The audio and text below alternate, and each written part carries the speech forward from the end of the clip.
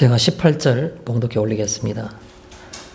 하나님의 진노가 불의로 진리를 막는 사람들의 모든 경건하지 않음과 불의에 대하여 하늘로부터 나타나나니 이는 하나님을 알망하는 것이 그들 속에 보입니다. 하나님께서 이를 그들에게 보이셨느니라.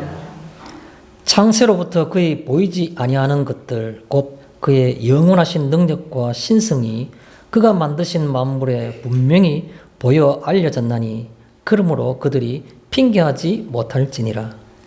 하나님을 알되 하나님을 어렵게도 아니하며 감사하지도 아니하고 오히려 그 생각이 망하였으며 미련한 마음이 어두워지나니 스스로 지혜 있다 하나 어리석게 되어 썩어지지 아니하는 하나님의 썩어지는 세상의 짐승과 뛰어난 동물 모양의 우상으로 바꾸었느니라. 그러므로 하나님께서 그들을 마음의 정욕대로 더러움에 내버려 두사 그들의 몸을 서로 욕되게 하게 하셨으니 이는 그들이 하나님의 진리를 거짓 것으로 받고 표준으로 종주보다 더 경배하고 숨기리라. 주는 곧 영원히 찬송하시리로다. 아멘.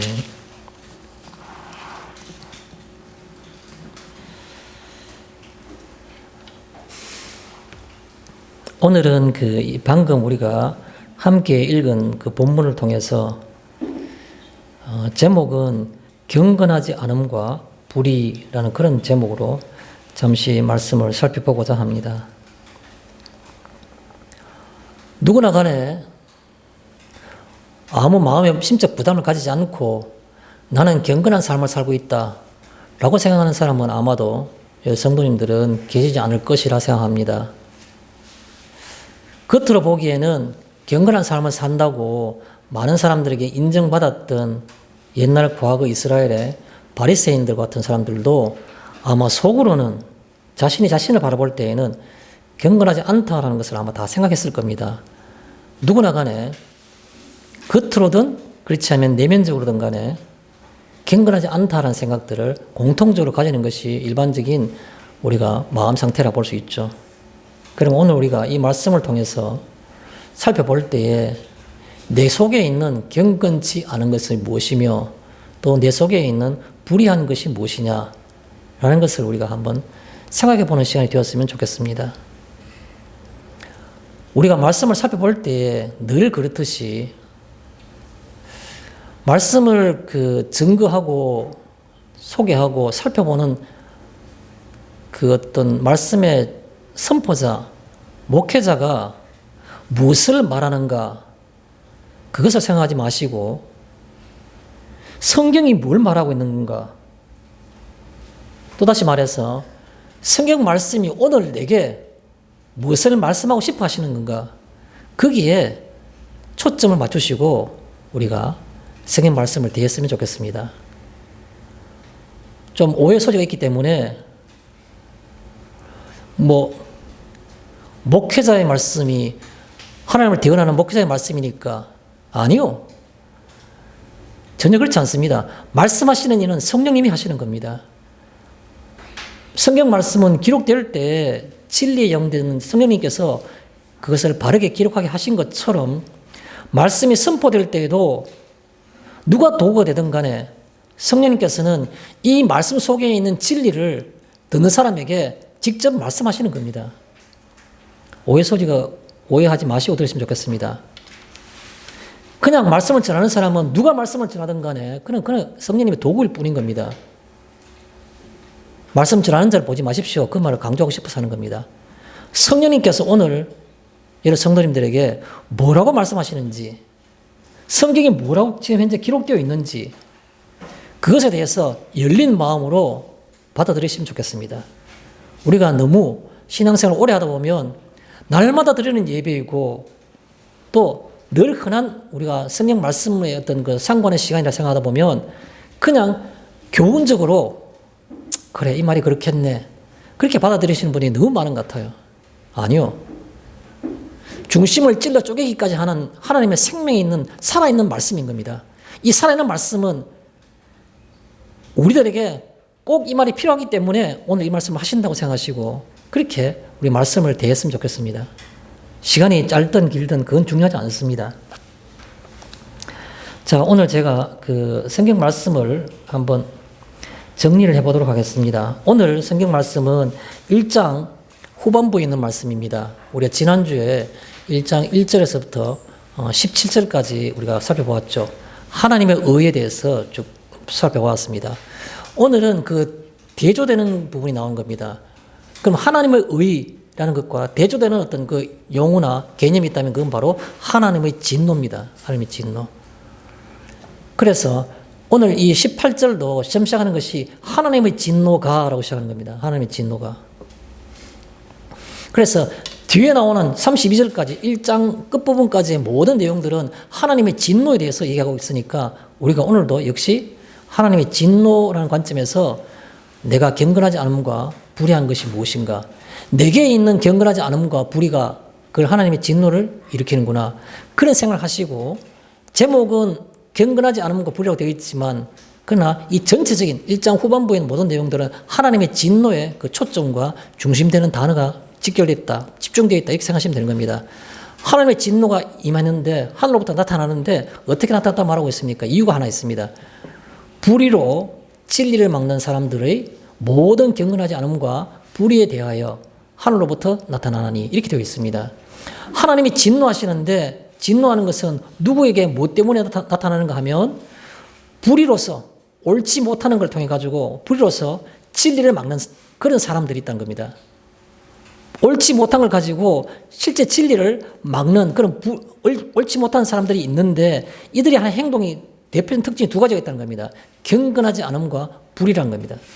그래서 하나님께서 하늘로부터 그 진노를 나타내신다는 겁니다. 그러면 왜 하나님께서 진노하시는 건가? 근거가 있다는 거죠. 왜 하나님께서 진노하시는가 하면 2절에, 좀 두 번째입니다. 2절이 아니고 19절이겠죠. 19절에 그렇게 표현하고 있는 겁니다. 이는 하나님을 알만한 것이 그들 속에 보임이라. 하나님께서 이를 그들에게 보이셨느니라 라고 말하는 겁니다. 그러므로 그들이 핑계하지 못할지니라. 무슨 말입니까? 누가 어떤 사람이든 간에 하나님 난 모르겠어, 하나님 계시는 걸 알겠는데 우리가 꼭 하나님의 말씀을 순종해야 될 것에 대해서는 나는 거기서는 그렇게 생각하지 않아.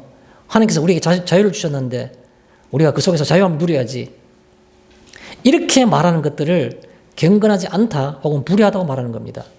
그것 때문에 말하는데, 왜 그럼 하나님께서 하냐니까 너희가 그렇게 말할 수가 없다라는 겁니다. 핑계할 수가 없다라고 말했습니다. 왜 하냐니까 모든 사람 마음 가운데에는 하나님을 알만한 것을 하나님께서 그 안에 심어놓으셨다는 겁니다. 유명한 말씀이죠. 19절입니다. 그죠? 이는 하나님을 알만한 것이 그들 속에 보임이라. 뿐만 아니라 하나님께서 이를 그들에게 보이셨느니라. 수동적으로 그냥 알 수 있을 걸이 아니고 하나님께서 구체적으로 그 속에 심어 놓으셨다는 겁니다. 의도적으로 의지를 가지고 그 속에 심어 놓으셨으니까 그들이 모른다 할 수 없다는 겁니다. 그게 바로 그들이 불의하고 경건하지 않다는 것의 근거가 된다는 거죠. 그러면서 그 자세한 것을 다시 설명하고 있는 겁니다. 창세로부터 그에 보이지 않는 것들.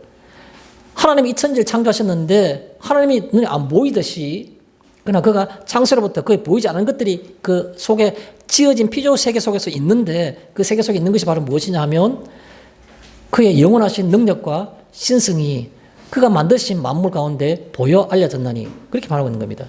그들이 핑계하지 못할지니라 말하죠. 우리가 피조물을 보면, 피조물이라는 것은 우리가 존재하는 우리 눈에 보이는 모든 어떤 사물이 되겠죠. 여러분들은 어떻게 생각하십니까? 물질을 이루는 가장 기본적인 알갱이가 뭐라고 말씀하십니까? 뭐라고 알고 계십니까? 뭐 학문적으로 볼 때는 그쪽이 제가 전공은 굉장히 가깝습니다. 화학에서는 뭐 귀에 못이 박히도록 그걸 수도 없이 수십 번, 수백 번 얘기하고 또 가르치곤 합니다. 어떤 사람은 분자, 어떤 사람은 원자라 말합니다. 뭐 어느 거나 간에 보는 관점에 대해서는 다 정답이 될 수 있습니다. 어떤 물질을 쪼개고 또 쪼개면 그 물질이 가지고 있는 고유한 성질을 잃어버리지 않은 상태에서의 가장 작은 그 단위, 가장 작은 입자는 분자입니다. 그런데 분자도 사실은 과학적으로 쪼개려면 더 쪼갤 수 있습니다. 그러면 더 이상 못 쪼개는 최소의 제일 작은 알갱이까지 쪼개봐라. 그러면 또 쪼개면 그때는 원자가 되는 겁니다. 그러나 원자는 유감스럽게도 그 물질을 이루고 있는 고유한 성질과는 달라지는 겁니다. 예를 들어서 물이란 것은 어떤 물질입니다. 물 쪼개면 나중에 제일 작으면 물 분자라는 게 있습니다. 근데 물 분자는 그때까지도 물의 성질을 가지고 있습니다. 근데 물이라는 분자를 또 쪼개라 그러면 그때는 산소와 수소를 쪼갤 수 있습니다. 그러면 산소, 수소는 더 이상 물이라는 물질의 고유한 성질을 잃어버리게 된 겁니다. 중요한 얘기가 아닙니다. 원자는 어떻게 구성되어 있을까요? 원자는. 한마디로 과학자들은 그걸 보면서 신묘막측하다고 말할 수밖에 없는 겁니다. 그러면 이 우주는요, 그것도 신묘막측할 수밖에 없는 겁니다. 우리가 실제로 접하고 있는 아주 미시의 세계, 원자나 분자의 세계, 그리고 우리가 접할 수도 없는 또 무한대의 큰, 무한대라고 말해야 되는 표현이 적절한 우주적인 스케일, 우주적인 크기, 그것이 엄연하게 실존하고 있는 겁니다. 지혜 있는 사람들은 옛날에 파스칼이라는 유명한 프랑스 철학자가 있었죠. 파스칼이 쓴 대표적인 철학서가 뭡니까? 팡세입니다. 그 팡세에서 그런 감정을 뭐라 표현했습니까? 이 우주의 영원한 침묵이 나를 두렵게 한다라고 말한 겁니다. 내가 상상조차 하기 힘든 그 상상조차 하기도 피곤한 불가능한 그런 우주적인 스케일이 엄연히 우리 주위를 둘러싸고 있는 겁니다. 우주가 실제 존재하는 겁니다. 그런가 하면 눈에 보이지도 않고 과학이 발달하고 자꾸 발달해 가보니까 이제사 현대에 와서야 원자라는 게 있구나. 원자 속에는 또 핵과 전자들이 있구나. 전자들은 또 여러 개의 어떤 그런 돌아다니는 어떤 그 길이 있는데 그런 것을 뭐 껍질, 궤도라 말하면서 그것들이 서로 간에 어떤 관계가 있으며 생각 모든 것이 기가 막히게 이게 도대체 사람이 어떻게 이것이 절대적으로는 자연적으로 우연히 있을 수 없는 그런 질서 있는 세계가 그 속에 존재하는 것을 사람이 발견하게 되는 겁니다. 그래서 사람이 창세로부터 그의 보이지 않은 것들, 그의 영원하신 능력과 신성, 영원하신 능력과 신성이 어디에요? 그가 만드신 만물에 보여 알려졌나니 그 말인 겁니다. 다 알 수 있는 겁니다. 나는 과학을 조예가 없고 과학의 깊이가 없어서 난 잘 모르겠다고요? 그러면 다른 사람 말하는 거 들으면 되지 않습니까? 제가 지금 방금 설명했지 않습니까? 한번 생각해 보십시오. 생각이 귀찮아서 내가 교만해서 생각이 싫을 뿐이지 그러나 엄연히 생각을 하고 싶든 생각이 싫든 간에 우리 주변에 만물이 그대로 존재하는 겁니다. 그 만물 하나하나를 볼 때마다 신묘막측하다는 이 외에는 말할 게 없습니다. 제가 창조과학을 주로 그 활동을 많이 하면서 봉사할 때에는 그 주제 중에 하나가 생명의 신비 그런 게 있습니다. 어느 피조물 세계 하나도 그 속에서는 도무지 절대적인 지혜자가 이것을 설계하지 않았으면 절대로 생길 수 없는 그런 과학적인 신비에 가까운 것들이 신비에 가까운 것이 신비죠. 그런 것들이 있는 것을 뭐 강연을 하곤 했었습니다. 그래서 이 성경 말씀이 그렇게 말하고 있는 겁니다. 그의 창세로부터 그의 보이지 않는 것들 사람은 안 보이니까 모른다고 발뺌하고 싶지만은 그러나 그가 만드신 만물에 분명히 보여 알려졌나니 그들이 핑계하지 못할지니라라고 말하고 있는 겁니다. 다 안다는 겁니다. 그러면 왜 그랬을까? 그 다음 나온 성경 말씀 그렇게 되어 있습니다. 하나님을 알되 하나님을 영원하게도 아니하며 또한 감사하지도 아니하고 오히려 그 마음이 생각이 허망해져서 미련한 마음이 더욱 어두워졌나니 무슨 말입니까? 하나님을 알긴 아는 겁니다. 가만히 생각해 보면 내 양심이 피조물 세계 속에서 알게 되는데 근데 그것을 애써 모른 척하고 싶은 겁니다. 그래서 영원하게 안 하는 거죠.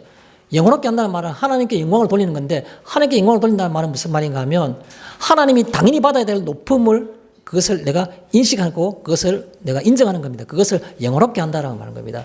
하나님은 당연히 높아야 되는데 왜요? 그는 창조주이고 우리는 피조물이잖아요. 그럼 그가 당연히 우리가는 더 높은 상태이죠. 그럼 높은 상태 그 당연한 높음을 인정하지 않는 겁니다. 그게 바로 영원하게 하지 아니하며라고 말하는 겁니다. 우리가 인정하지 않으면 하나님의 높음이 낮아지는 겁니까? 아니요. 하나님은 그전이 높아 계신 겁니다. 그런데 사람이 영원하게 하지 아니하며 감사치도 아니하고 감사치 한다는 말은 무슨 말입니까? 하루하루의 삶이 한 시간 한 시간의 삶이 모두 하나님께 의존되어 있음을 인정하지 않는 겁니다. 그게 바로 감사하지 않는 겁니다. 내게 어떤 특별한 일이 뭐 시험 쳤는데 합격했다. 그거 감사합니다. 그게 아니고 내 한순간 내 하루의 삶이 모두 하나님과 관계되어 있고 하나님께 의존되어 있다는 것을 내가 인식하는 것이 바로 감사한 겁니다. 그런데 감사치도 아니하고라는 말은 그걸 인식하지 않는 겁니다. 애써 외면하는 겁니다. 그게 바로 감사치도 아니하고라는 겁니다. 그래서 생각이 허망해져 가지고 미련한 마음이 어두워졌다는 말인 겁니다. 그걸 자꾸 반복하다 보니까 그것이 당연해야 되고 습관이 되고 내 어떤 패턴이 되어버린 겁니다. 그래서 그냥 내가 이렇게 해도 내가 죽지 않았네. 내가 밖에 나가는데 번개 안 맞고 내가 천벌 안 받았네. 자꾸 생각해서 그냥 당연하게 생각하고 그것을 맞다고 생각하는 겁니다. 스스로 지혜 있다 하나 어리석게 돼요. 결국은 뭡니까? 괜찮네라고 생각하는 것은 그것이 자기가 슬기롭고 지혜롭다고 생각할지 모르지만 그냥 그 생각이 바로 어두워지고 어리석게 되는 겁니다. 괜찮네라는 생각. 자꾸 죄를 범하고 하나님을 경건하게 하지도 않고 불의를 행하는데도 불구하고 내가 멀쩡하게 살아있는 겁니다. 돈도 잘 벌리는 겁니다. 자식도 자꾸 뭔가 좋은 일이 자꾸 생기는 겁니다. 괜찮네. 그게 바로 뭐는 겁니까? 생각이 허망해지고 또 미련한 마음이 어두워진 겁니다. 그래서 괜찮다고 생각하는 겁니다. 그 괜찮은 게 정말 괜찮은 건가? 그걸 말하고 있는 겁니다. 그래서 그 말씀하는데 자, 그 다음 성경을 보면 뭡니까? 그 다음에 썩어지지 아니하는 하나님의 영광을 썩어지지 않은 하나님의 영광을 썩어질 사람과 그리고 새와 그리고 짐승과 기어다니는 동물의 모양 우상으로 바꿨느니라. 괜찮은데 조금 더 복을 받고 싶어요. 사람들이. 어떻게 받고 싶어요? 이미 내가 부인하고 내가 아니다라고 말했는 그 하나님께 다시 가서 말하고 싶은 생각이 없어요. 그러면 그냥 내가 그냥 내 마음에 그냥 원하는 것을 만들고 싶은 겁니다. 여러분, 이스라엘 백성들이 애국에서 출애굽했을 때 어떤 기적을 봤습니까? 10가지 재앙을 보면서 유월절을 보면서 그들만이 살아남았는 것을 보면서 또 그들이 홍해를 건널 때 홍해 속에서 말탄 자들과 모든 그 뒤에 군대들이 다 바닷물 속에 잠김을 보면서 미리암이 소고들고 춤을 추며 노래 부르고 할 때 그들이 하나님을 얼마나 찬송했습니까? 그런데요. 시내 광야에 갔을 때 모세가 하나님 말씀을 받기 위해서 산 올라갔는데 40주 40야를 내려오지 않고 소식이 없는 겁니다. 그래서 그 백성들이 아론에게 뭐라 말했습니까? 우리를 이끌어낸 신을 만들자라 말한 겁니다. 너희들 가지고 있는 반지와 귀걸이를 가져오너라. 그것을 불에 부었더니 던졌더니 이것이 나왔다. 금송아지를 만든 겁니다. 똑같은 겁니다. 이게 썩어지지 아니하는 하나님의 영광을 썩어질 사람과 새와 짐승과 기어다니는 동물 모양의 우상으로 바꿨느니라. 우리가 뭘 하는 겁니까? 하나님 대해서는 이미 내가 떠났기 때문에 내가 이미 경건하지 않은 걸 했기 때문에 다시 되돌아가고 싶은 생각이 없는 겁니다. 그럼 어떻게 하는 겁니까? 내 마음에 편한 거 그냥 막연하게 없는 것보다는 이거 의지하면 좋겠다 싶어서 그런 것을 의지하는 겁니다. 뭐 어떤 때에는 사람이 물질을 의지할 수도 있겠죠. 또 어떤 사람들은 뭐 어떤 뭐라 그럴까요? 자신이 갖고 있는 어떤 마스코트, 징크스 뭐 이런 것들을 의지할 수 있겠죠. 이거 마음에 뭔가 좀 나을 거다라고 생각하는 것들. 그렇게 마음이 어두워져 버린 겁니다. 그 다음에 있는 말씀이 뭡니까? 24절에 그러므로 하나님께서 그들을 마음의 정욕대로 더러움에 내버려 두사 그들의 몸을 서로 욕되게 하게 하셨느니라. 그러면 여러분 자기 하고 싶은 대로 다 하면 결과가 어떻게 될까요? 그걸 성경에서 말하고 있는 겁니다. 우리가 우리 하고 싶은 대로 우리의 그냥 타락된 본능대로 살면 어떻게 될까요? 짐승 수준이 되는 겁니다. 짐승 수준이. 여러분 돈도 있고 그리고 명예도 있고 시간도 있고 그러면 이 세상에서 그런 사람들이 모이면 뭐 하겠습니까? 쾌락을 추구할 수밖에 없겠죠. 하나님을 경외하든지 아니면 쾌락을 추구하는지 둘 중에 하나밖에 없어요. 하나님을 경외하지 않는 사람들이 수많은 많은 걸 다 갖추고 있는데 그냥 가만히 있겠습니까? 어디로 가겠습니까? 쾌락을 추구하는 것밖에 없습니다. 돈이 없어서 쾌락을 추구하지 못하고 권세와 명예가 없어서 쾌락을 추구하지 못하지. 다 있으면요. 시간도 있으면요. 쾌락을 추구할 수밖에 없어요. 그럼 뭐 어떤 수준에 갑니까? 그들의 몸을 서로 더럽게 하는데 그냥 내버려 두신 겁니다. 하나님께서. 제가 초등학교 다닐 때 제 친구 중에는 좀 특별한 아이가 하나 있었습니다. 이름은 지금도 기억합니다. 그런데 뭐 얘기할 필요는 없고요. 저도 이런 말 필요 없는 말인지 모르지만은 제가 초등학교 6학년 때, 그 당시엔 국민학교라고 그랬죠. 초등학교 6학년 때 뭐 공부를 뭐 1등 하진 않았지만 그래도 공부를 잘하는 축에 속했습니다. 반에서. 그런데 우리 담임선생님이 그냥 한 번씩 요즘 그런 말 하면 또 뭐 학부모들에게 뭐 고소당할지도 모르겠지만 그때는 그런 게 없었기 때문에 그냥 말했습니다. 우리 반에 가시나 삼총사가 있어. 얼굴이 예쁘장하게 생겼다는 뜻입니다. 그래서 저하고 또 뭐 누구 이렇게 있었어요. 그 중에 한 명 지금 기억납니다. 뭐 손모라고 있었는데 이렇게 기억나요. 그런데 그 가시나 삼총사 말고 이 가시나 삼총사보다도 더 이상한 애가 하나 있었어요. 이게 완전 여자라요. 뭐 하고 남자가. 이게 남자가 아니었어요. 왜 그런 얘기를 갑자기 하는 겁니까? 천성적으로 태어날 때부터 성품상으로 남과 다른 어떤 기질이 있는 사람이 있었겠죠. 뭐 초등학교 때는 있었지만은 내가 고등학교 다닐 때 우리는 그 남자 고등학교, 남자 공학이 있는데 남자만 있는 반이었습니다. 그런데 그 중에서도 물론 뭐 여자 같지는 않았지만은 그런데 약간의 성품이 보통 남자와 좀 다르다는 생각이 드는 사람이 있었어요. 선천적으로나 뭐 태생적으로 그런 사람이 있을 수도 있겠죠. 그런데요. 그런 사람들, 그런 성질들, 그걸 우리가 뭐라고 말할 수는 없는 거죠. 태생적인 거니까. 그런데 어떤 사회적인 분위기를 보면 아주 엄란한 성도착증에 가까운 그런 행위를 하면서 마치 그런 사람들 것처럼 나도 보호받아야 된다고 말하는 사람들이 주변에 얼마나 많은지 몰라요. 목사들끼리도 그 얘기할 때가 많습니다. 어디까지를 뭘 어떻게 수용하면 어떻게 해야 되느냐라는 생각을 할 때 지나가겠습니다. 긴 얘기는 하지 않겠습니다. 어쨌든 간에 그들의 몸을 서로 더럽히도록 그냥 내버려 두셨다는 겁니다. 그냥 본능대로 살아가면 그밖에 안 되는 겁니다. 본능대로 살아가는 것들. 제가 요즘 성경 말씀을 제 개인적으로는 지금 레위기를 읽고 있습니다. 레위기를 읽고 있는데 레위기에 보면 너희는 너희 자매의 하체를 범하지 말라. 너희 어머니의 하체를 범하지 말라.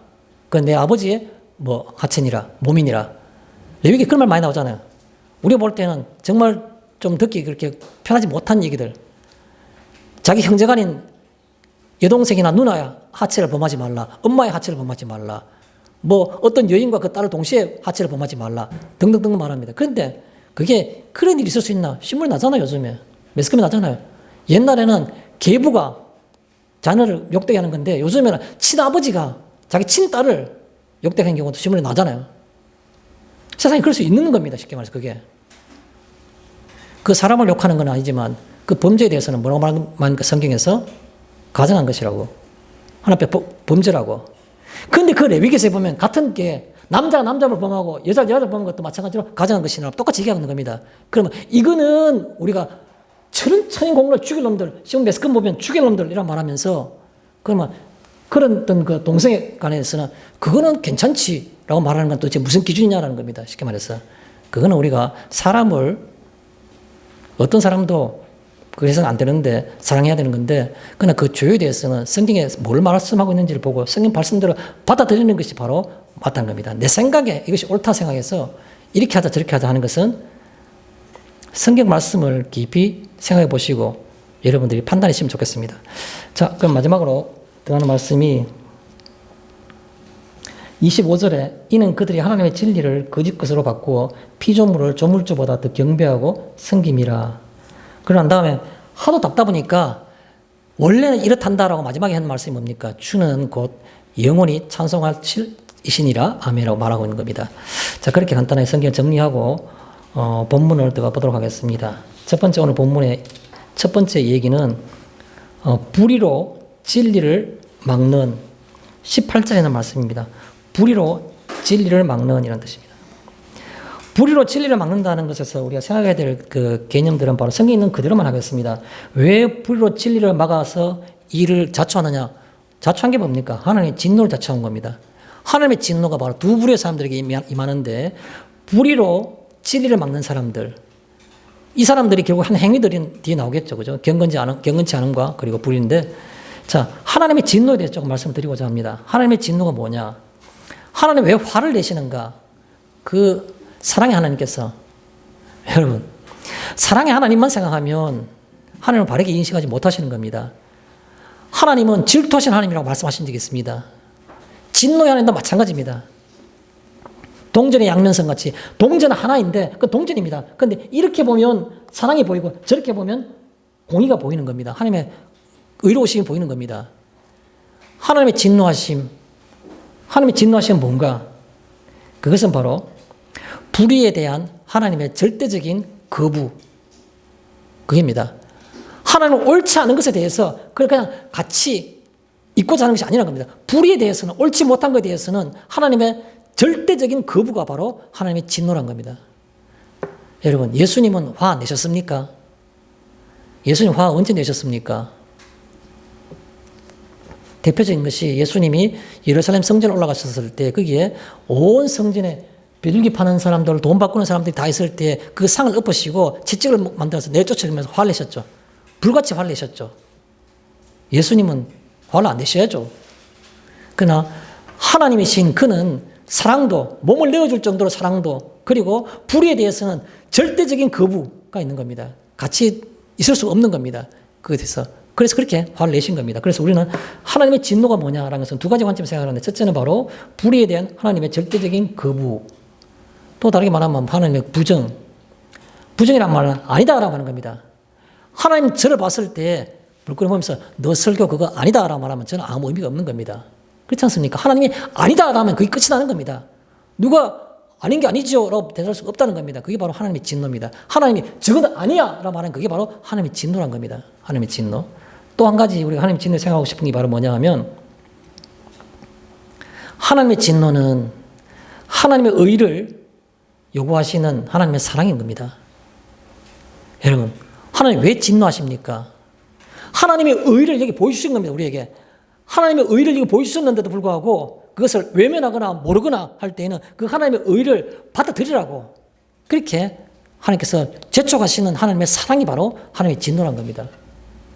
하나님은 진노 그 자체로서 의미를 가진 것이 아니라 그 진노하심으로서 그 자리에서 벗어나 하나님께서 보여주셨던 하나님의 의라는 그것을 받아들이라고, 그것을 안타깝게 생각하면서 그리 몰아가시려는 하나님의 의지와 사랑이 바로 하나님의 진노라는 겁니다. 하나님의 진노. 그 자체로서만 의미를 가진 것이 아니란 겁니다. 자, 이 불의로 진리를 막는 이라는 것 속에 두 개 군데를 다시 살펴보고자 합니다. 같은 18절에 경건하지 않음과 그리고 불의 두 가지가 있습니다. 경건하지 않음에 대해서 말씀을 드릴게요. 경건하지 않는 게 뭐냐? 제일 저는 바르게 좀 가깝게 표현하고 싶은 게 바로 뭐냐면 피조성의 회피라고 말씀드리고 싶습니다. 경건하지 않는 게 뭐냐? 피조성의 회피 혹은 피조성의 부정이라고 말씀드리겠죠. 피조성이 뭡니까? 내가 하나님으로부터 지음받았다라는 이 사실을 내가 인정하고 싶지 않는 겁니다. 그게 바로 피조성의 회피입니다. 왜 너는 경건하지 않느냐? 경건하는 것은 하나님이 받아야 될 마땅한 높음을 그에게 돌리지 않는 것을 경건하지 않다 말하는 겁니다. 그럼 왜 하나님 그 높음을 돌리지 않을까라는 말하는 것은 내가 피조물이라는 것을 부인하고 싶은 겁니다. 피조물이면 내가 종속돼야 되고 그에게 속해야 되기 때문에 모든 것이 자연스럽지 못하고 내가 얼마나 불편합니까? 내 마음대로 하고 싶고 내 가치관대로 살고 싶고 내 옳다 하는 것을 따르고 싶은데 그가 너는 내가 지었다라 말하니까 그게 싫은 겁니다. 그래서 경건하지 않는 겁니다. 그래서 경건하지 않는 것은 첫 번째가 바로 피조성의 회피라는 겁니다. 제가 요즘 이 예배를 준비할 때 시간이 좀 더 걸리고 과거에 비해서, 그럼에도 불구하고 늘 그 무거운 마음으로 항상 그렇게 말씀을 준비합니다. 좀 인간적으로 표현하면 믿음 없는 것 같지만 좀 많이 힘들다는 생각을 하게 됩니다. 엄청나게 많이 힘들다 이런 생각을.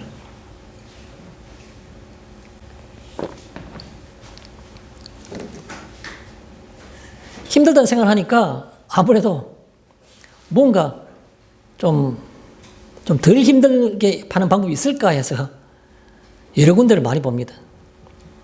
성경 말씀도 그냥 성경 말씀만 정통적으로 해석하는 그런 두꺼운 어떤 그런 성경 다른 성경들, 또 그렇지 않으면 제가 신학교 때 로마서 강해를 내가 선택해서 들었던 과목이니까 그런 과목들 공부했던 내용들도, 또 관련되는 참고 서적들도, 때에 따라 지난번에 제가 말씀드렸던 말틴 루터의 로마서라는, 루터가 썼던 로마서, 그것도 구입했습니다.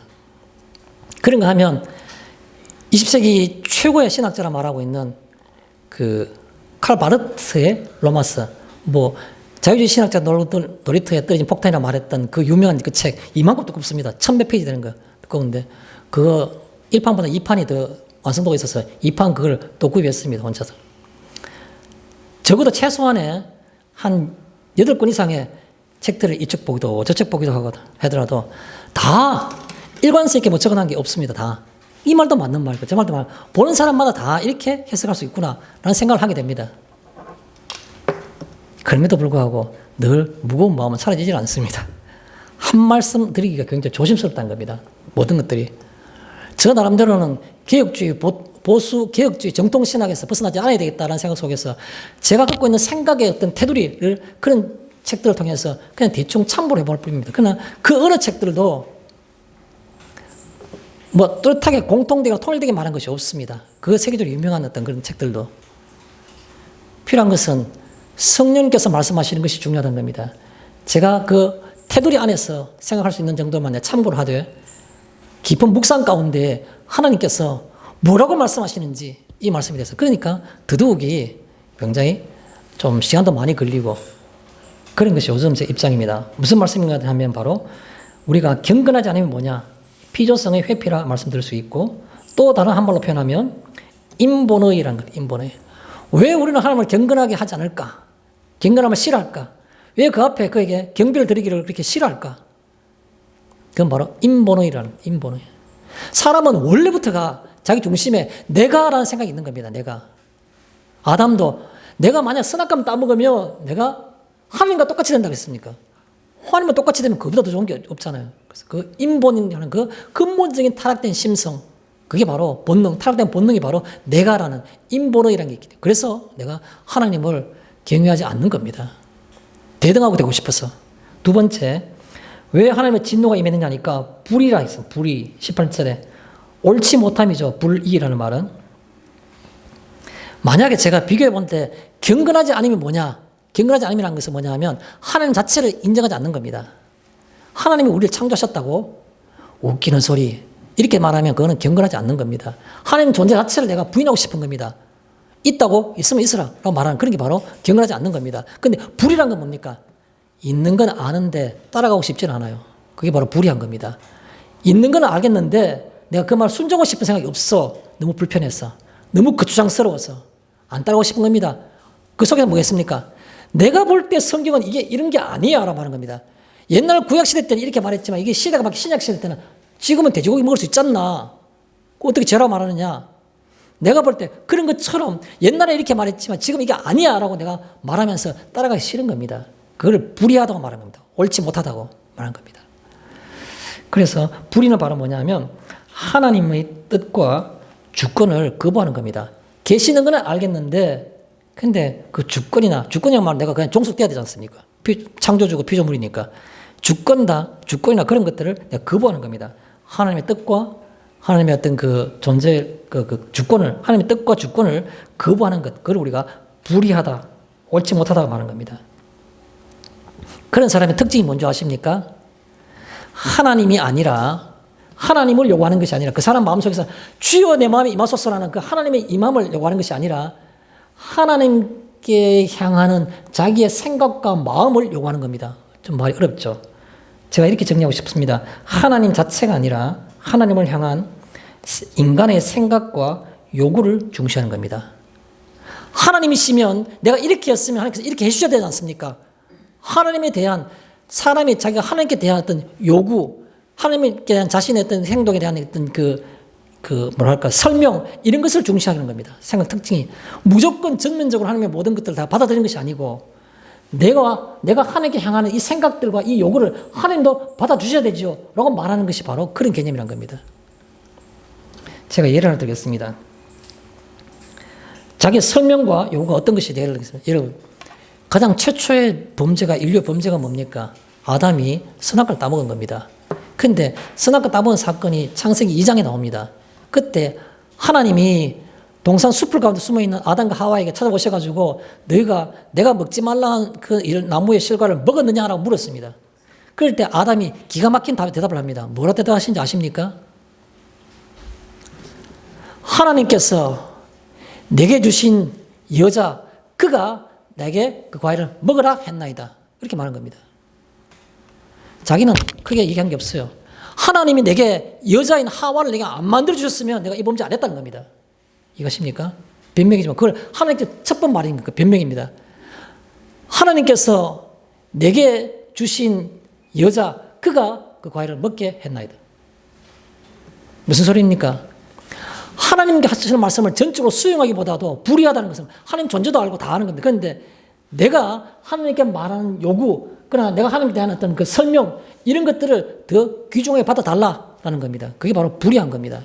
아주 전형적인 특징입니다. 그게. 아담부터 그런 겁니다. 우리가 신앙생활 좀 오래 했다고요? 그러면 내 지금 현재가 특징이 어떻습니까? 내 지금 처지가 어떻습니까? 내 처지가 이밖에 안 돼요. 그럼 하나님 그런데 내한테 이렇게 말씀하실 수 있습니까? 아니죠. 과거에는 성경을 말했지만 지금 현대는 성경이 아니잖아요. 자기 생각입니다. 자기 생각. 그런데 그러니까 하나님 그걸 이해하셔야 되죠. 그게 불의한 겁니다. 자, 큰 두 번째 하겠습니다. 하나님을 알만한 것. 19절에 있습니다. 하나님을 알만한 것. 하나님을 왜 알만한가? 설명을 두 군데 하고 있죠. 첫 번째가 그의 영원하신 능력과 신성이 나타났고 핑계하지 못하기 때문에 그렇다는 겁니다. 그런데 하나님을 알만한 것을 이유로서는 직접적으로는 뭐라고 말하고 있나니까 여기는 안 썼지만 하나님께서 보이셨느니라. 하나님께서 보이셨기 때문에 하나님을 알 수 있다는 거죠. 또 두 번째, 만물에 분명히 보여졌다는 겁니다. 여러분, 저는 이구조 생활하면서 이런 생각을 해봤습니다. 만물에 보여서 알 수 있다. 내가 이것을 그들에게 보이셨느니라. 그리고 만물에 보이기 때문에 우리가 뭐 피조물을 보면 그 속에서 하나님을 알 수 있다는 말.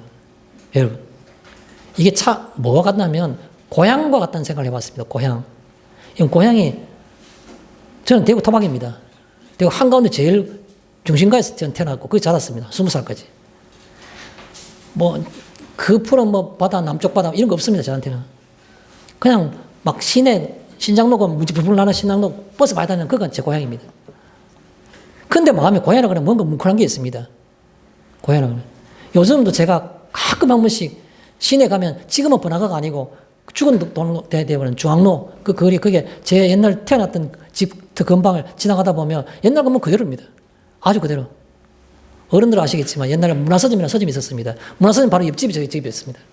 그 문화서점 옆에 큰 타일로 만들어놨던 그 벽화 같은 그 타일이 아직까지도 50, 60년 전에 그대로 있더라고요. 타일 그 자체가. 벽화처럼 생긴 그게. 고향이 뭡니까? 내 마음속에 있는 익숙한 그 무엇. 그거 아닙니까? 친근한 그 무엇. 우리가 사물을 바라보며 내가 세상에 돌아가는 역사를 바라볼 때 무언가 절대자의 손길이 그 속에 있는 듯한 어떤 느낌 같은 친근함, 어떤 그래 막연한 어떤 그 느낌, 이게 있는데 그게 바로 고향과 같은 겁니다. 그게 바로 만물 속에 있는 그 나타나신 겁니다. 마땅히 보여주신 것들. 부인할래야 부인할 수가 없는 겁니다. 역사가 어떻게 돌아간다고요? 옛날 보다니까 역시 돌아가면 어떤 사람들 죄진 사람들 벌 받고 또 일시적으로 좀 융성하는 것 같으나 그러나 언젠가 그것이 아니라는 것을 받는 것들. 또 뭔가 잘 되는 거 보면 그 다른 나름대로 뭔가 이유가 있고 그렇기 때문에 옛날에 그런 우리나라 말도 있지 않습니까? 적선지가 필요형이라고. 선을 쌓는 집안에서는 반드시 경사로운 일이 있다고. 그런 것들이 역사의 흐름 이런 걸 통해서 바로 그렇게 느낄 수 있다는 것이죠. 자, 본론 들어가겠습니다. 하나님을 알만한 것 중에 첫 번째가 그의 영원하신 능력과 신성이라 말했습니다. 이것은 구분할 수가 없는 거죠. 영원하신 능력과 신성은 한마디로 그의 성품입니다. 성품. 능력과 성품이라 말할 수 있지만 그냥 성품 자체가 전능하심과 전지하심과 모든 것을 다 포함하기 때문에 그의 영원하신 능력과 신성이라는 것은 바로 하나님의 성품이라는 걸 표현할 수 있습니다. 하나님의 성품. 그 다음에 그것을 어떻게 알 수 있느냐? 피조물 속에서 그걸 알 수 있다는 것이죠. 사람은 상상도 못하는 것들. 사람이 사람을 만들 수 없잖아요. 생명을 만들 수가 없죠. 그러나 하나님은 생명을 만드신 분입니다. 그런 것처럼 그의 전능하심 이런 것들이 바로 그의 만물 속에 있는 것이죠. 그래서 그걸 가르쳐서 그의 성품, 영원하신 능력과 신성이라 말하는 겁니다. 두 번째입니다. 핑계하지 못할지니라. 핑계하지 못할지니라. 이것은 대화가 필요 없다는 말입니다. 너 하나님 어떻게 알 수 있노? 왜 모르니? 어떻게 아노? 쓸데없는 무익한 변론을 안 하는 게 좋습니다. 모든 사람은 내면의 소리가 있는 겁니다. 내면의 소리. 누구나 간에 내면의 소리 다 있는 겁니다. 교회를 다니지 않고 예수를 믿지 않는 사람이라도 절대자가 있음을, 창조주가 있음을, 의회를 바꾸면 조물주가 있음을 다 아는 겁니다. 절대 있음을. 그래서 신께 빌고 어디 나무에다 뭘 걸어놓고 또 빌고 자기 하고 싶은 대로 빌고 싶은 겁니다. 쉽게 말해서. 그게 바로 내면의 소리가 중요한 겁니다. 핑계하지 못할지니라 내면에서는 막연하게나마 다 있는 겁니다. 우리가 흔히 이 삼라만상을 보고 절대자가 있음을 하나님 것을 막연하게나마 알 수 있는 것을 우리가 일반적으로 그거를 일반 계시, 간접적이라고 볼 수 있는 거죠. 그런데 온 세계의 모든 언어로서 이 하나님이 어떠한 분이라는 것을 하나님이 특별하게 자신을 다 설명하고 기록해가 이걸 다 주신 겁니다. 이걸 우리가 특별 계시, 직접적인 겁니다. 이걸 보면서 글 모르는 사람 같으면 모르겠는데 글 읽는 사람 같으면 하나님이 누구시다 다 알 수 있는 겁니다. 뭐라고 설명했습니까? 창세기 1장에 하나님께서 제일 먼저 인간에게 나는 누구다 라고 말씀하실 때 가장 먼저 기록하게 하신 성경 말씀이 바로 뭡니까? 창세기 1장 1절이지 않습니까? 태초에 하나님이 천지를 창조하시니라. 내가 이 세상의 주인이다. 그 말씀 제일 먼저 하고 싶었던 겁니다. 그 다음에 이 성경 제일 마지막 장이 뭡니까? 요한계시록 22장 아니지 않습니까? 22장 21절이죠. 뭐라 되겠습니까? 주의 은혜가 모든 자에게 있을지어다. 아멘입니다. 주의 은혜가 모든 자에게 있을지어다. 아멘. 이것을 다 깨달은 사람들에게는 그 은혜가 그에게 있기를 바란다. 그렇게 될 거다. 그렇게 표현한 겁니다. 그게 바로 마지막 장입니다. 하나님은 자신을 글만 읽으면 글 못 읽은 사람은 글 읽은 사람이 대신 읽어주면 되잖아요. 설명해 주면 되잖아요. 하나님 누구신가를 다 알게 하신 겁니다. 그래서 그걸 가르쳐서 우리가 핑계하지 못할지니라라고 말한 겁니다. 마지막입니다. 세 번째. 하나님을 알되라는 겁니다. 하나님을 알되. 거기에는 성경에 표현하는 표현들이 있습니다. 간단하게 설명드릴게요. 영화롭게도 아니하며. 하나님을 알긴 아는데 영화롭게 안 한다 그래요. 그건 무슨 말입니까? 내 생각이 중요한 겁니다. 내 생각이 중요하기 때문에. 여러분, 저는 그냥 참고로 말씀드리겠습니다. 제 개인적인 생각이기 때문에 이 성경 말씀에 있는 것과는 상관이 없는 얘기입니다. 그래서 개인적인 생각이니까 여러분 참고로 하시면 좋겠습니다. 사탄은 어떤 모습일까요? 욥에게 시험을 주던 그 사탄은 욥이 가지고 있는 모든 장점이자 자랑거리를 다 빼앗아 봤습니다. 건강도 빼앗아 봤습니다. 그럼에도 불구하고 욥을 넘어뜨릴 수가 없었는 겁니다. 사탄의 어떤 모습은 정말 우는 사자와 같이 삼킬자를 찾는 것이 사탄의 모습인데 어떤 모습으로? 그러면 단순한 모습일까요? 아니요. 여러 가지 모양으로 겁 많은 사람에게 겁주기 위해서 이상한 모습으로 나타나기도 하고 또 유혹이 약한 사람에게는 유혹으로 나타나기도 하겠죠. 다양한 모습으로 나타날 겁니다. 그런데요. 정의로운 사람에게는 어떤 모습으로 나타날까요? 알아맞혀 보십시오. 정의로운 사람에게는 어떤 모습으로 나타날까요? 그걸 말을 가르쳐서 뭐라고 말하는지 아십니까? 고린도후서 11장 14절에 나타나는 겁니다. 고린도후서 11장 14절에 뭐라고 되어 있는지 아십니까? 사탄이 광명의 천사로 가장하여는 하나님 이렇게 되어 있습니다. 광명의 천사. 광명은 무슨 발음, 정의, 진리 뭐 이런 것들이에요. 그죠? 광명, 빛 이런 것들. 그런 천사, 그게 대명사, 그걸 갖다 뭘 갖다 전달해주고 그걸 갖다 뭘 갖다 이끌어주는 그런 천사로 가장한다고 했습니다. 현대 광명의 천사가 무엇인지 아십니까? 개인적 생각입니다. 성경이 그렇게 되는 것은 아닙니다. 제 개인적 해석입니다. 우리가 살고 있는 이 시대에 광명의 천사가 누굽니까? 그 바로 뭔지 아십니까? 약한 자입니다. 약한 자. 약한 자를 볼 때 교만한 사람들, 돈 있는 사람들을 외면하는 겁니다. 아, 이 냄새 난다. 근처 오지 마라. 우리 동네 살지 마라. 혐오시에서 돌아오면 안 된다. 그런데요. 선한 사마리안 같은 그런 참된 기독교인들은 주의 제자들 어떻게 합니까? 주님께서 내가 성비를 받으러 온 것이 아니라 오히려 성기를 하고 내 목숨을 자기 위해 다른 사람 위해 주기 위해서 온 것이라고 예수님께서 그렇게 말씀하신 것처럼 우리도 그렇게 살아야지. 내가 참된 바른 이웃이 되어야지. 맞아요. 그게 자기 십자가를 지고 예수님 가신 길을 따라가는 겁니다. 그렇게 살아야 되는 겁니다. 맞아요. 그런데요. 종이 한 장 차이가 있는 겁니다. 사탄은 그것을 이용하는 겁니다. 여러분, 공산주의가 몰락했습니까? 아니요. 몰락은 그냥 훨씬 더 지금 번창하고 있는 겁니다. 유럽에 있는, 동유럽에 있는 모든 국가들이 다 공산주의가 멸망하고 다 사라져서 이제 서구에 있는 자유민주주의가 다 승리해서 세상이 다 통일된 것 같습니까? 아니요, 천만에. 서구에 있는 자유민주주의들이 지금 하나같이 다 썩고 멍들어서 골마가고 있는 겁니다, 속으로. 왜 늙어가는지 아십니까? 그것 때문에. 이미 종교가 아닌 것이 사탄이 그걸 가정해서 사회주의 개념으로 들어왔어. 많은 사람 속에서. 약자가 누굽니까? 난민. 처음엔 여자부터 시작합니다. 여자, 여성, 난민.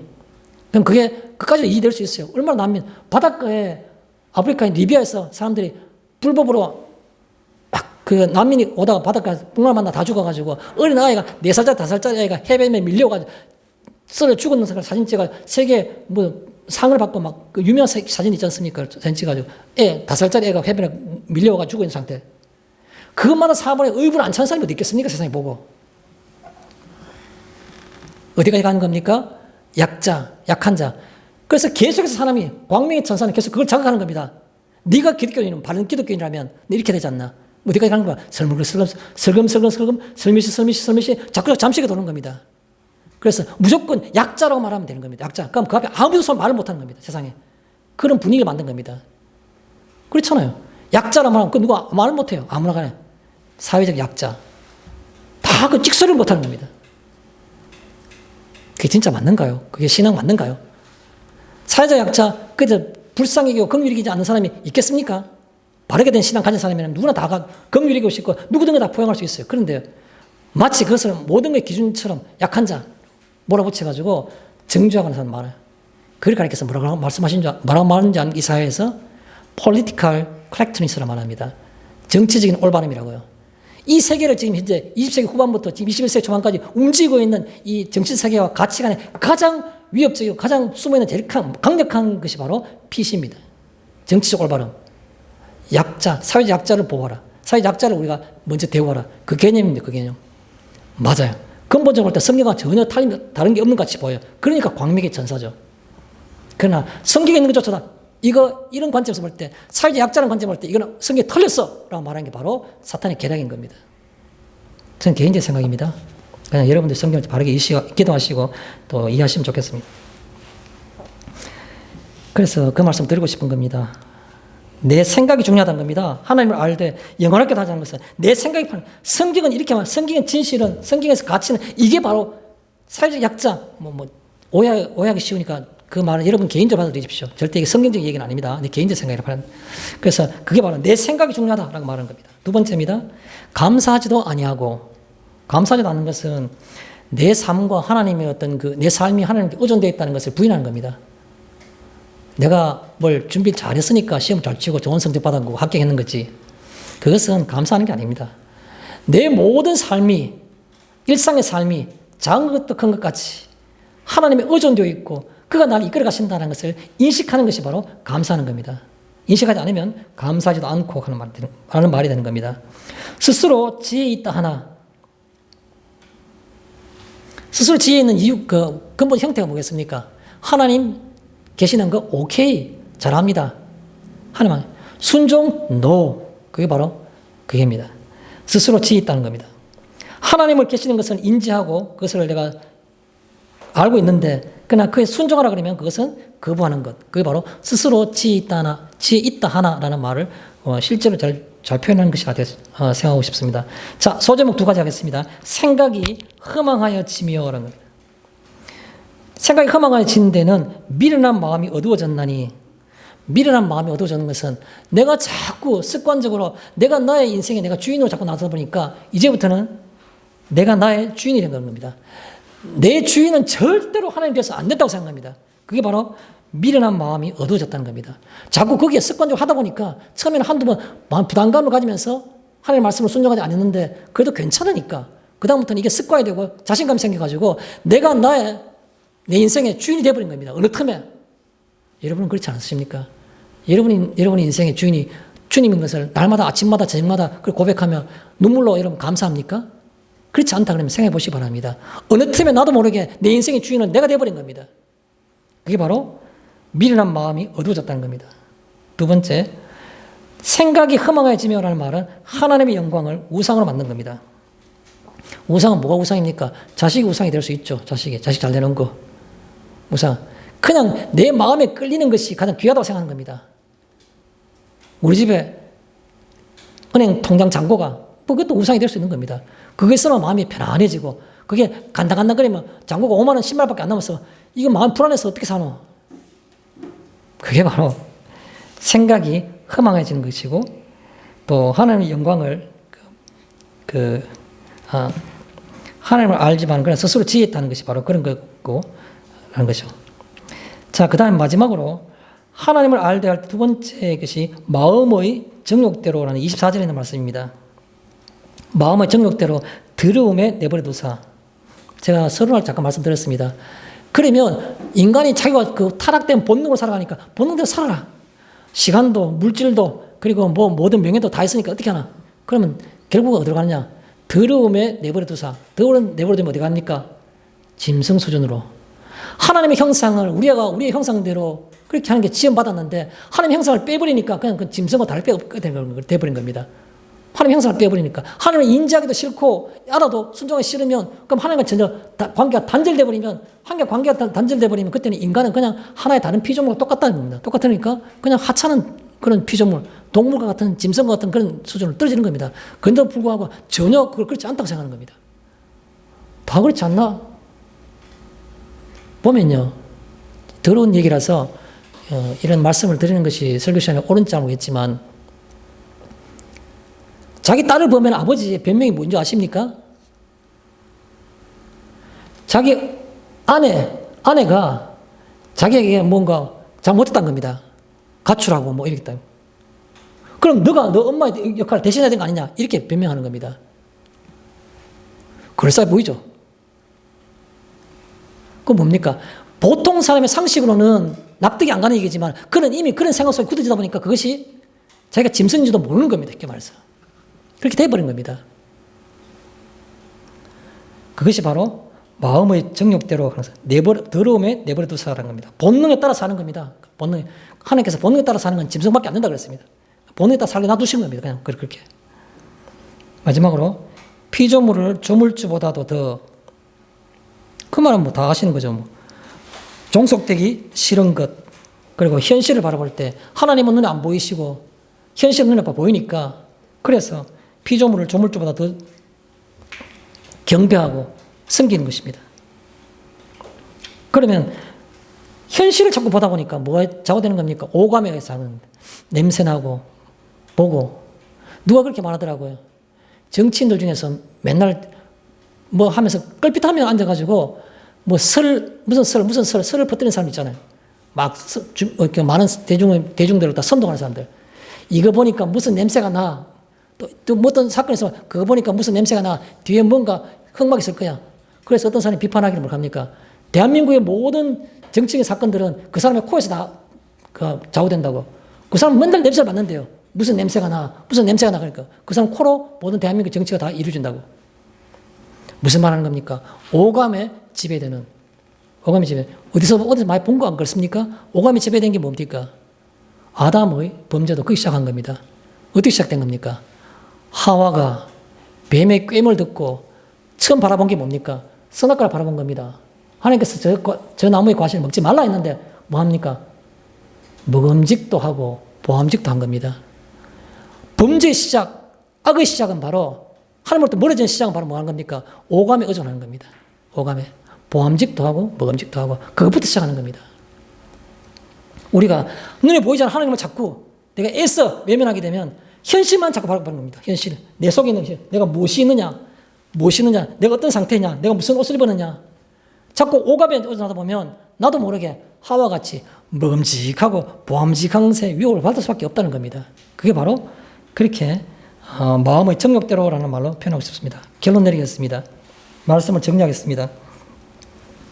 마르틴 루터가 로마서라는 그 성경 말씀을 읽고 난 다음에 이 성경 말씀에 대해서 자기 나름대로 뭔가 주해서 같은 걸 썼습니다. 그게 마르틴 루터의 그 로마서인데 그게 보면 이런 말이 나왔습니다. 신적 부정은 신적 긍정의 시작이다. 이런 말이 있습니다. 신적 부정은 신적 긍정의 시작이다. 무슨 말입니까? 여러분, 로마서 1장의 앞부분에 뭐가 있었죠? 하나님의 의가 나타난 겁니다. 복음에는 하나님의 의가 나타나서 하나님의 의에 대해서 얘기했습니다. 그죠? 오늘 우리가 살펴본 데는 뭐가 있습니까? 하나님의 진노에 대해서 나온 겁니다. 하나님의 진노는 하나님의 부정이라고 생각하고 하나님의 의는 하나님의 긍정이라고 생각합시다.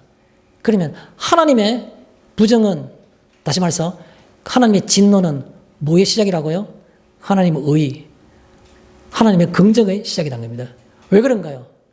부정이 없는데 긍정될 수 있는 요소가 없잖아요. 부정이 있어야만이, 인정이 돼야만이 긍정을 올 수 있는 상태가 되는 거죠. 그래서 가난한 자야만이 부유하게 될 수 있고, 부자는 부자가 될 수 있는 방법이 없어요. 그래서 가난한 자야만이 부유하게 될 수 있는 과정이 있고, 과정이 있을 수 있는 겁니다. 부자가 부자 되는 것은 그런 과정이 없어요. 가난한 자야만이 부유해 될 수 있는 과정이 있고, 또 힘이 없는 자야만이 힘 있는 자가 될 수 있는 과정이 있을 수가 있는 것이고, 또 아무것도 없는 자가 어떤 자가 되는 과정도 마찬가지다. 그렇게 말하고 있습니다. 물론 더 많은 얘기도 있었지만 간략하게 말씀드리면 그렇습니다. 신적 부정은, 여기 하나님의 진노를 오늘 얘기했는데 이 부정은 바로 뭡니까? 하나님의 의를 나갈 수 있는 그 같은 상태를 얘기하는 겁니다. 하나님의 부정은 하나님의 긍정으로 나가는 시작이다. 아무것도 아닌 자가 어떤 자가 되는 과정이 바로 이와 같다라고 말하고, 루터는 그렇게 말하고 있는 겁니다. 성경 한 군데 여러분에게 말씀을 드리고 마치고자 합니다. 제가 조금 전에 그 말씀 중에 성경의 마지막은 요한계시록 22장이라는 말씀을 드렸죠. 22장에 보면 21절이 마지막인데 17절, 18절, 19절, 20절, 21절 이 5개에서 뭐를 말씀하고 있는지 제가 말씀드리면서 말씀을 맺고자 합니다. 여러분 17절에 뭐라고 말씀하신지 아십니까? 요한계시록 17절에